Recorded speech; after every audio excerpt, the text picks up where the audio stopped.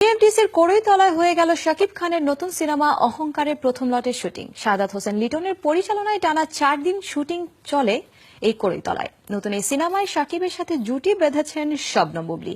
Shooting spot ঘুরে থাকছে এবারের প্রতিবেদন।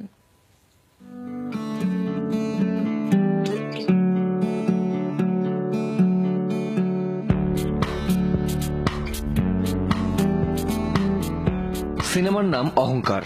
এই সিনেমার শুটিং এর সেট বসানো হয়েছে বিএফডিসির কড়ইতলায়।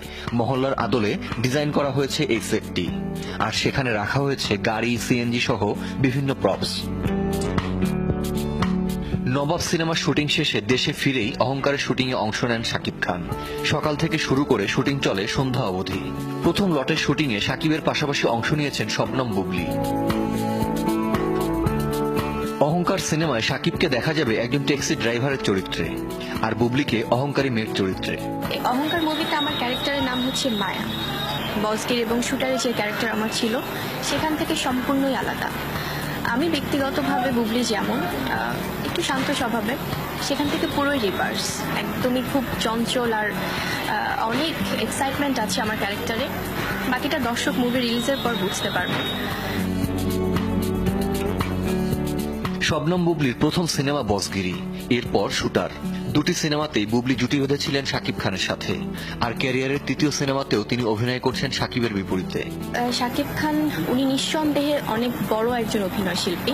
ওনার সাথে আমি যখন প্রথম জুটিবদ্ধ হয়ে কাজ করেছি বসগিরিতে, দেন আমরা শুটার করলাম।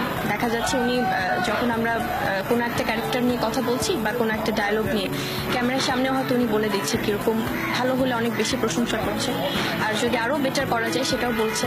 আমি যেটা বরাবরই বলি যে ফিল্ম ইন্ডাস্ট্রি আসলে যদি কোনো ইউনিভার্সিটি হতো, আমার কাছে মনে হয় যে হি ইজ দ্য প্রিন্সিপাল।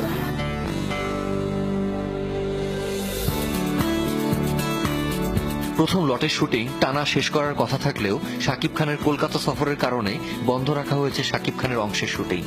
দেশে ফিরে আবারও শাকিব অংশ নেবেন অহংকারের শুটিং এ, আর প্রথম লটের শুটিং শেষে শুরু হবে গানের শুটিং।